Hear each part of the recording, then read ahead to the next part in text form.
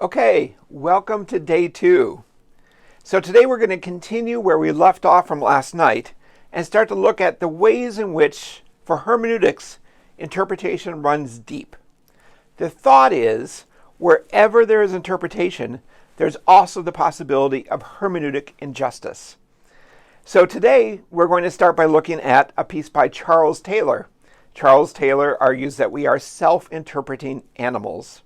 Charles Taylor is somebody who became famous for his interpretations of Hegel and considers himself a hermeneutic thinker, though I think he isn't appreciated enough in the hermeneutic tradition for his insights and clarification of main hermeneutical theses. Taylor begins his essay by staking out the ontological location for what he wants to later argue is our interpretive self. And that is in the realm of social reality. So what is social reality? Social reality is a kind of reality that depends on subjects, social subjects, for its existence, but simply in virtue of that dependence doesn't mean it is not real. So Taylor starts by talking about the classic example of secondary properties that you found in modern thinkers such as John Locke. And the idea, and especially they focused on colors, where they thought colors was not a real property of an object, but a property of the way an object is experienced.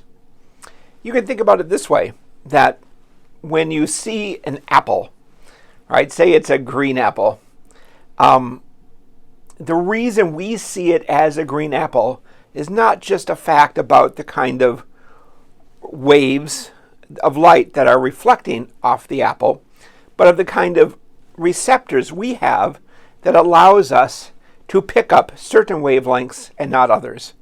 Right? If we had a wider range of receptors, we would see the apple differently. And in fact, there are some animals that can see a much wider range in the visual spectrum than we can.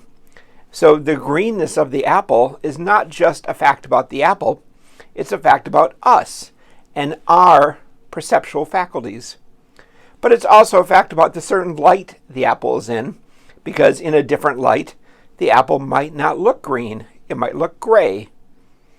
So you can't really say, the argument goes, that the apple is green. What you can say is, given the kinds of receptors we have for light and given the light that the apple is in right now, it appears green to us. So the greenness of the apple turns out to be a property of the apple, we want to say, or connected to the apple, not nothing, but dependent on us for its existence. So it has a kind of reality that is a social reality. Another classic example, this one Taylor doesn't use, but he certainly could have, is money. Money is just, for the most part, colored paper. Money has value because, as a society, we have decided that this colored paper is useful for exchange, right? As soon as we stop deciding it, it is no longer valuable. But in the meantime, it does have reality as valuable for exchange. It's just social reality. There are no human beings. Money, the pieces of paper, are no longer valuable. So this is where Taylor wants to start, because Taylor wants to show that what we are as selves is dependent on something about us as interpreters. What we are as selves is not independent of our activity of interpreting ourselves, but is itself shaped by our interpretations. Taylor, what I think is a surprising move, a move that we should talk more about, turns to emotions in order to first justify this claim. What he wants to stress is that our emotions have a certain character of aboutness. When we experience fear, we are experiencing fear that something might happen. When we are feeling shame, we are experiencing shame because something happened. When we are feeling, you can do this with all of it. When we're feeling jealousy, we feel jealousy because emotions themselves come bound up with an interpretation of the situation such that the emotion makes sense. And that means we can't just specify the emotion simply by specifying a certain state, a certain feeling state. Right? We always have to specify what it is about, what the state is about, that explains the emotional response. Taylor's target here is a kind of behaviorism that wants to reduce emotions to simply brain states, biological states. If we say emotions aren't just about biological states, but also about beliefs and judgments that inform those states, then emotions are not reducible to pure biological behavior. Taylor's did something different, something similar in his earlier work when he talked about behavior. He wanted to argue that you can't understand someone's behavior without understanding the reasons why they're doing what they're doing. Their purposes or their goals are built into it. The same biological movement may have very different purposes and very different reasons. And you can't really understand what the movement is doing, what it means, without incorporating those reasons. And this is why Taylor argued that sort of behavioral reductions of behavioral to just bodily biological movements, are insufficient to fully understand an action. Here he's doing something similar. He wants to argue that we cannot specify certain emotions without appealing to the subject who is having that emotions and the beliefs and judgments of the subject who is having those emotions. So Taylor does want to acknowledge that there are certain things like physical pain which might not have the same sort of reference to what he calls an import. But for most emotions, they are always a response to some interpretation of our situation. And what we interpret in our situation that triggers these emotions, we refer to as the import of the situation. So it might be that we're driving and a car swerves and we feel fear. The swerving of the car is the import. The feeling of fear is the effective response to the experience of the swerving car. But it is not simply a swerving car that provides that import, that functions as that sort of import of the affect of the feeling of fear, because that swerving car in another context might not have it make any sort of threat at all. It is the recognition that the swerving car is a threat to our safety that makes that import a trigger of fear. Which means that the second step then is to say first that feelings have this connection to the world, have built-in interpretations to them. And second, those interpretations are shaped by us and by our understanding of what is going on and of our belief that something in the environment, say, is a threat to us, or something, if we're angry, perhaps that something is an injustice, right? And so this interpretive process exists when there is nobody there. Take some natural event like a landslide. A landslide is not dangerous if there's nobody there. But if somebody is there, then the landslide becomes a danger and becomes an import, which is a trigger for fear. Here is what he says at the end of section 1. The claim is that our interpretation of ourselves and our experience is constitutive of what we are, and therefore cannot be considered as merely a view on reality, separable from reality, nor as an epiphenomenon which can be passed by in our understanding of reality. Taylor's next point is to say there are certain kinds of emotions that wouldn't exist were it not for a community of human beings. For example, shame, pride, certain forms of disgust, senses of self-worth, anger. All these emotions refer necessarily to a community of subjects. He calls these subject-referring emotions. They're emotions that wouldn't exist were it not for us belonging to a larger community of human beings and participating in that community and internalizing the values of those communities. And that's the next point. These emotions actually reflect and express values and recognitions of ourself as belonging and sharing in the values of a community. So emotions themselves have moved from the idea they're just some sort of brute physiological phenomena going on in some reptilian part of our brain to actually, as what he calls an effective interpretation of our situation, they reflect our values and our interests. And this says something then very important about the role emotions play in our interpretations of an environment. And it says something very important about the place emotions are for who we are as human beings. For the emotions themselves point to essential features of us as human beings as belonging to a community of value. By arguing that feelings are only properly expressed when we include the import, which the subject understands as triggering the feeling, Taylor can accomplish two things. First of all, it provides another criticism of behavioralist explanations of actions, because to the extent your action is a response to a feeling, that action cannot simply be described in behaviorist terms, because it has to take seriously the belief of the person about the import that triggered the feeling. So that's the first consequence, is it short circuits a kind of behavioralist account of action, which allows actions to be purely reducible to biological states. And we can say, furthermore, where this is going, that eliminates a certain route of thinking about the self as reducible to simply some sort of biological personality sort of states. Second, it opens up the possibility of recognizing that certain feelings might be wrong, in the sense that the import, which is understood, experienced as triggering the feeling, may not actually be what is going on. So, for example, someone might see something out of the corner of their eye and jump in fear. They've interpreted the situation as one that is threatening, when in fact it might be nothing. It might have been a bird leaving a tree, in which case we can say the feeling of fear was misplaced.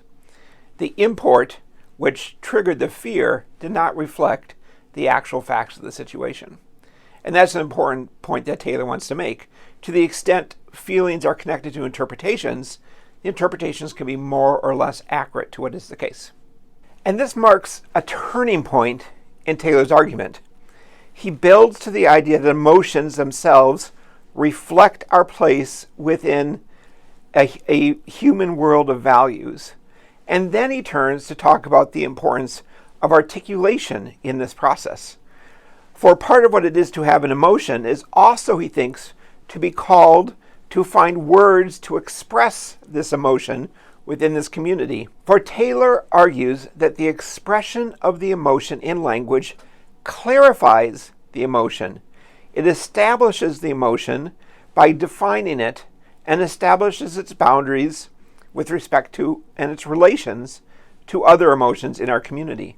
So not only are emotions effective interpretations of the world, informed by our place in a community of values, but by calling forth articulations in language that is shared, we are able to specify these emotions and clarify and communicate these emotions, clarify them to ourselves and communicate them to others.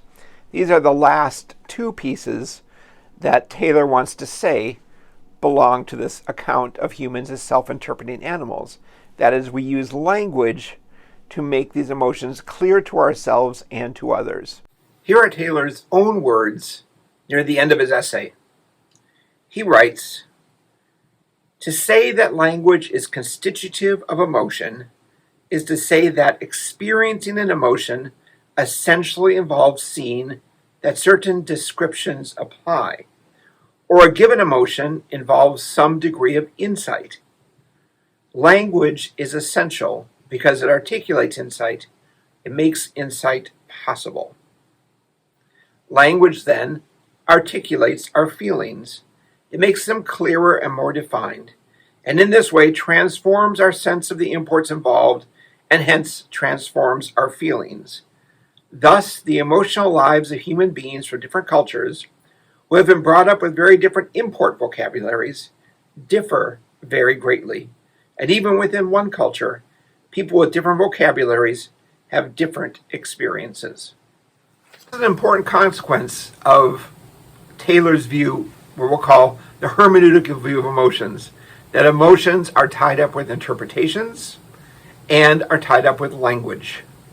The hermeneutic view is that language interpretations go all the way down, and that has to mean rejecting the view that there is a certain level of emotions that are purely biological, stable, consistent, and relevant across culture that by themselves escape the domain of language interpretation. It's relevant here that Taylor uses the term expression. Language expresses emotions. Because elsewhere, more generally, Taylor will talk about an expressive understanding of language, where language doesn't just pick out things that already exist and give them names. Language brings things to consciousness, and in the case of subject-referring emotions, brings things to reality through expressing it. Through expressing it, we come to learn to take on the values and interpretations that then in turn shape our emotions. Here is Taylor talking about that theory of language. I talked about theories of language, but I mentioned earlier that Aristotle left us a famous expression which is also concerned with reason. And in fact, we have in our contemporary philosophy two very different views of reason. Number one is the one that's very much based on natural science. It's based on the best empirical practice and the use of clear expressions of a designated kind for certain objects in the world or certain theoretical objects of science. But the other procedure that I've been talking about, the one where we articulate by trying to offer interpretation, is, I think, indispensable in that whole area of, if you like, moral or ethical, particularly spiritual advance. And so proponents of that narrower designative instrumental theory like to, in some way or other, devalue and refuse to think that the attempt to explore in that way has a real validity. They think of it as all as kind of very subjective. It's how I feel and so on.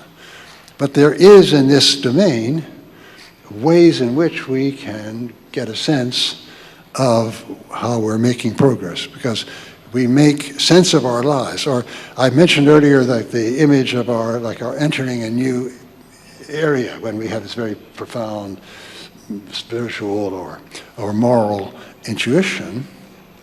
When we enter into this area, we can find ourselves, we enter into a domain where we're not simply trying to understand, we're trying to become something. We're trying to become better people. We're trying to become more loving people, more open people, and so on. And advancing in it, in understanding, which changes our experience and changes our capacities, is something which, as it were, ratifies the advance, the interpretive advance that we're making. And it's recognizing the independence of this kind of reason, if you like, articulating reason as against simply empirical reason, that I think is a very necessary step to understand what the human rational capacity is, right? So I talk about the human linguistic capacity, but we're also interested in the end in the human rational capacity for reason. Properly understood then, emotions are tied up with interpretations, language, and even reason, as long as we understand reason properly, as the kind of expression of intelligibility that comes through language, a view that Taylor, and soon we'll see Gadamer as well, traces back to Aristotle. Now it should be clear that this is a very first of all, non-Cartesian conception of emotions. Reason and feelings are not two separate realms. Emotions aren't purely biological events as opposed to our reason or interpretations. But it also runs contrary to many popular conceptions of emotions, where emotions are mere brute physiological responses to the world that we then learn to control, respond to, decide to act upon or not act upon, that we allow to pass through.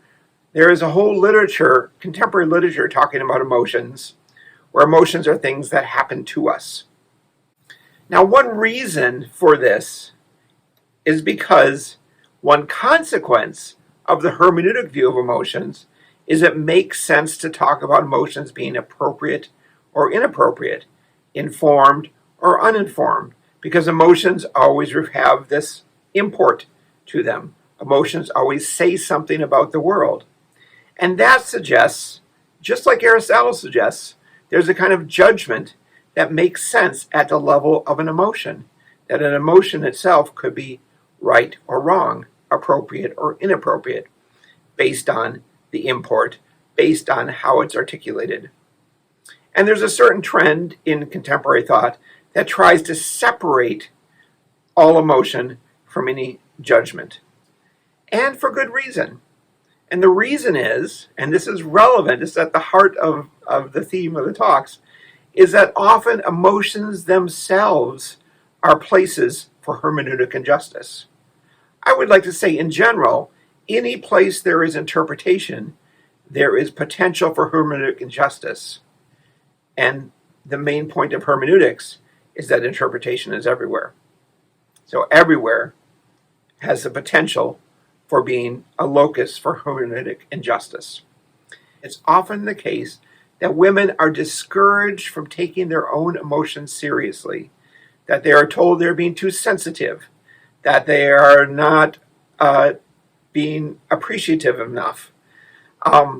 And so as a result, there's a recognition of the inappropriateness of this sort of condemnation of somebody's emotion, but it's judged as inappropriate precisely because it's saying something about the world that the person judging doesn't want to be said. Right? It's a sign of the accuracy of the hermeneutic account of emotions that people try to criticize other people and dismiss other people's emotions. And the response isn't to say, therefore, we should separate the emotional world from the world of judgments. We should become more Cartesian and talk about a certain realm that simply operates mechanistically. There's just a reptilian part of the brain that gets triggered by various things. And that is neither good nor bad. That is beyond any sort of judgment. What matters is how we respond to it, how we empower it or do not empower it. That is an understandable response, but it's not the best response because it's a response that distorts the nature of emotions themselves. A better response is one that takes seriously the way emotions are shot through with interpretations, constitutive by language and by reason.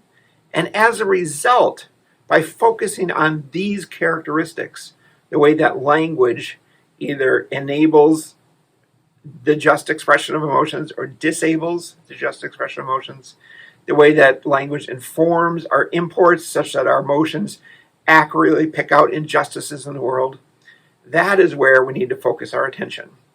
But before we turn to all of that, one simple question is this theory of emotion, the hermeneutic theory of emotion, where emotions belong to the category of interpretations, all the way down, really one that has scientific credibility? Notice in Taylor's video, he distinguishes what he calls the scientific view of language from the expressive view of language. But I think, in fact, if we look carefully at the scientific literature, we'll find that the scientific literature itself, the most recent sort of work, careful scientific work on the nature of emotions, actually backs up the hermeneutic understanding of emotions. This is a good point to take a break. When we come back after the break, I'm going to talk about some of the recent scientific literature on emotions and how it connects to the hermeneutic theory of emotions.